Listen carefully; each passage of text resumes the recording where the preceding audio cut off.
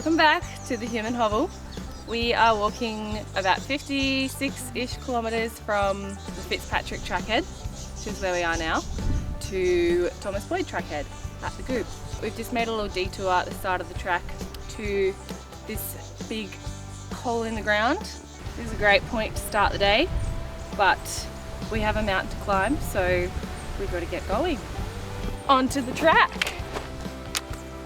We are starting our hike today from the Fitzpatrick Trackhead, which can be booked for camping through Reflections holiday parks. There's also a couple of other campsites in the area, a few along the Micalong Creek, which can also be booked through Reflections. We are walking to Mount Wee Jasper and then on to Logbridge Creek campsite for the night. Straight uphill, hey? Straight uphill to Mount Wee Jasper. I love walking up hills. That's what I'm telling myself. Let's go.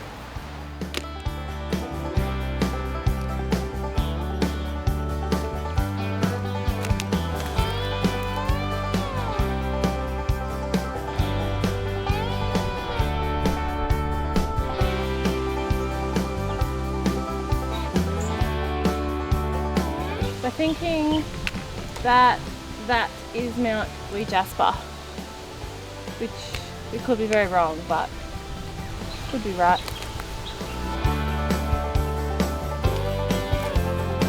These little yellow flowers are a snake flower, or a bulbine lily, or a native leek, or golden lily, or native onion. They're beautiful. I've never seen them before.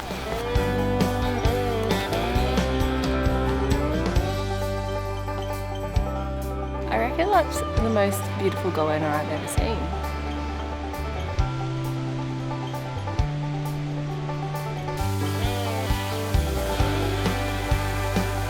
I just had a look on the GPS to see what this creek is called, but it doesn't exist. So it's a little hidden gem. It's beautiful.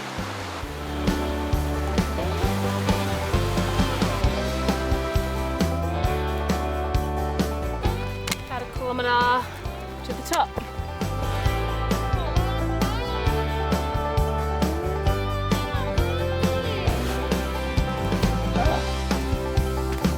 We have made it to the top of Mount Wee Jasper. I imagine there would be a beautiful view from up here, but it's pretty well covered in by trees. The walk up here actually wasn't too bad, except for the blisters that I have formed on my heel. Otherwise it was good. I think we have about 5 kilometres down to the campsite, and it should all be pretty well downhill, so that'll be a nice breezy way to end the day.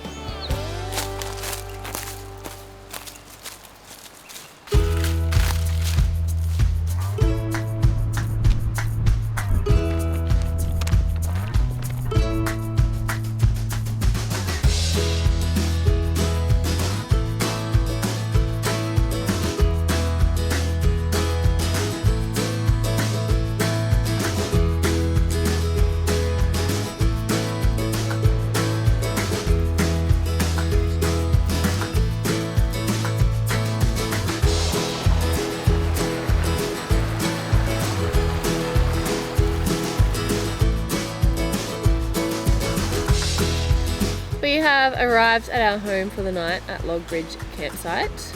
I have just set up my tent and my bed's made. This is a lovely little campsite. There's pretty good facilities here too. There's a toilet. There's also like a little shelter over there. There's a creek running past us, which is great for water. The wattle's coming out too. This is like spring.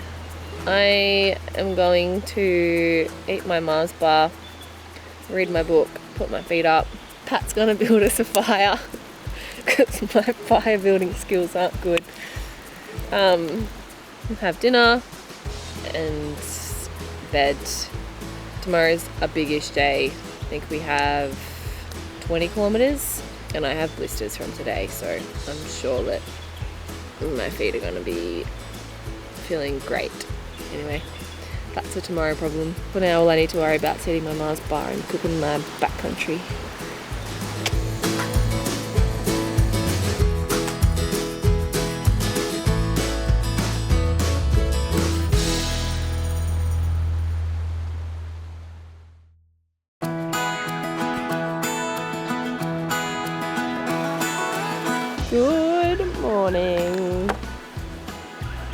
Today we have to hike 20 kilometres, is it? Yep. The only issue today is that I have some pretty mad blisters going on, and my hips are a little bit sore. I've got to get out there pretty early so that we have the whole day and can stop as we need and things like that. I think it's only like 6 o'clock at the moment. I need coffee, so I stopped yawning. So that's what I'm gonna do.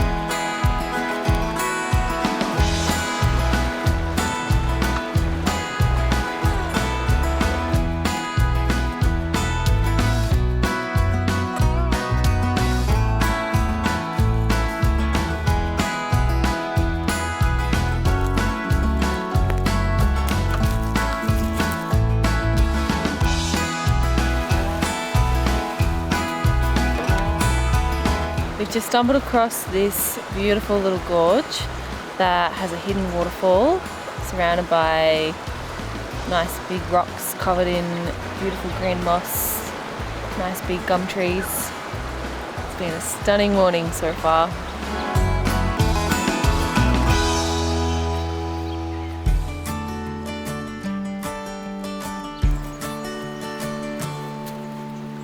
Pompey Pillar. This is a 6-metre high rock formation that was formed as a result of erosion, and everything eroded away and left this big random rock that's kind of in the middle of nowhere. This wonderful big rock marks about a third of the track for the day, so 2/3 to go. I think we have about 6 kilometres to Micalong Campsite, which is where we'll have lunch, and then another 6 or 7 to our campsite tonight. So far so good. So far so good is a pretty optimistic choice of words to describe this point of the day. The blisters on my feet are actually very bad and not good. From Pompey Pillar onwards was probably the hardest section of the hike for me. Life goes on and the track goes on. My feet hurt, but I'm keen and motivated to push on to lunch at Micalong Creek.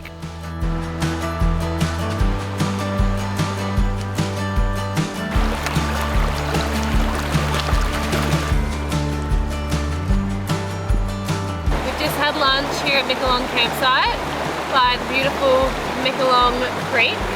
It's actually really beautiful here. I wish we were staying longer. We have 7 kilometres to go this afternoon until we get to our campsite for the night. Pretty keen to get there and sit down.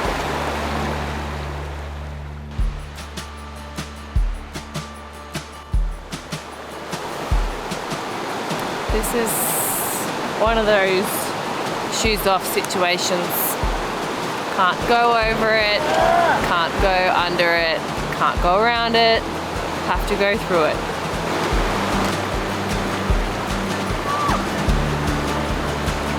Sorry, fish.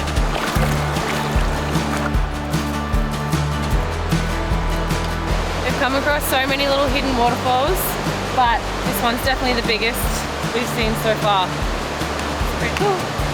Beautiful.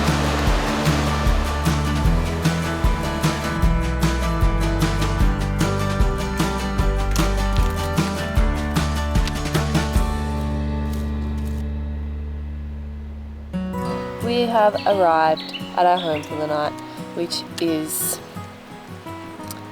to be called Barrois Campsite, and now it's called a different name. When I googled it, Google said that it was like Barrois, but it's spelled Barrois. So I think the Australian pronunciation would be Barrois, but it's French, so I think it's Barrois. Anyway, this campsite takes its name from one of the convicts, Claude Barrois or Barrois. He was a shoemaker from London with probably French ancestry, according to his name. It's only 4 o'clock. 3 o'clock. 4 o'clock. It's a 4:15. Yeah, so same as usual. Set up my tent, read my book, eat my Mars bar, have dinner, beat Pat at Uno, go to bed. The Chloe Symons camp special. It's the Chloe Symons Hume and Hovell nighttime routine.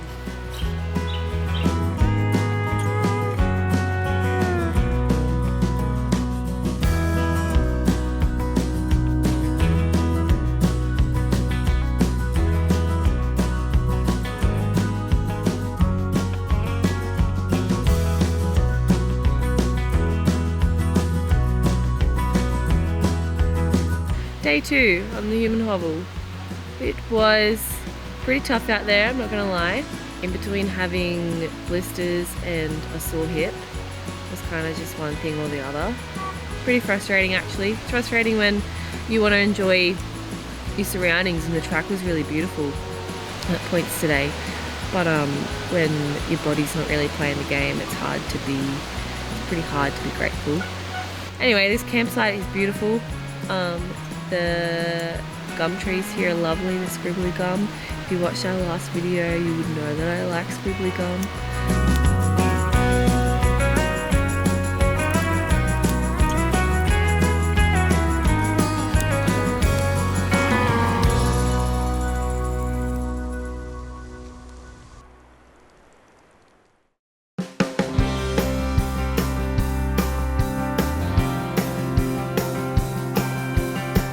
Good morning. It's quite cold here this morning. We have 25 kilometers, but it's all mostly downhill or flat, so shouldn't be too difficult. Downhill to Thomas Boyd Trackhead.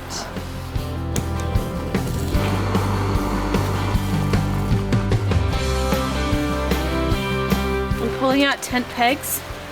When you have cold fingers, is the worst.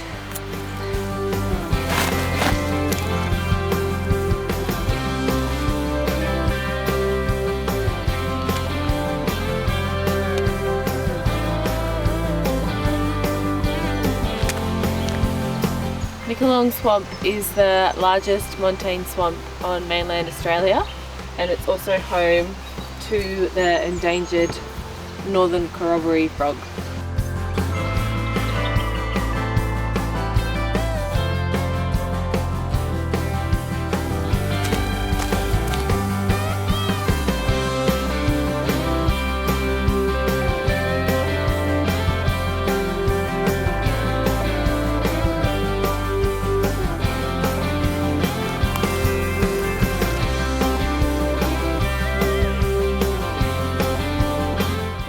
About 10k, not far from being 10k into the day.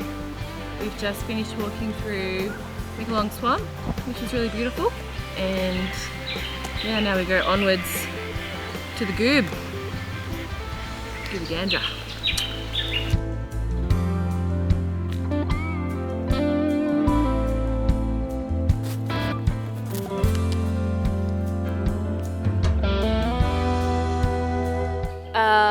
Those last few kilometers were incredibly rough. The track is pretty great, but yeah, that was just pretty tough going. A few unexpected hills and just like lots of sticks and loose bark underfoot. We have hopefully less than 10 kilometers to go.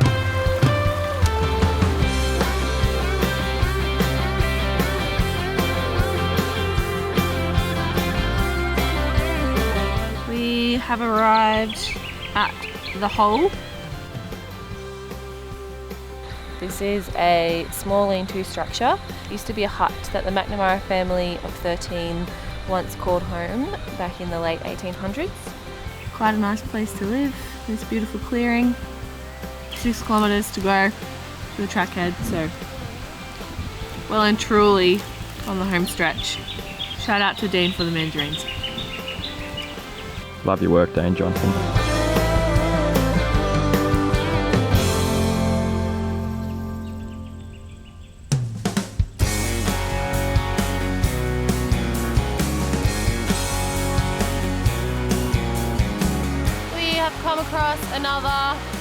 yet another hidden waterfall.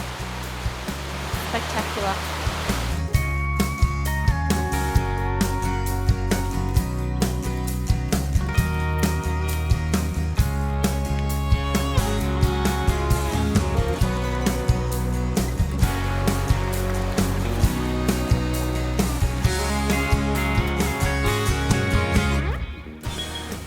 Made it. That was the hardest hill of the whole trip.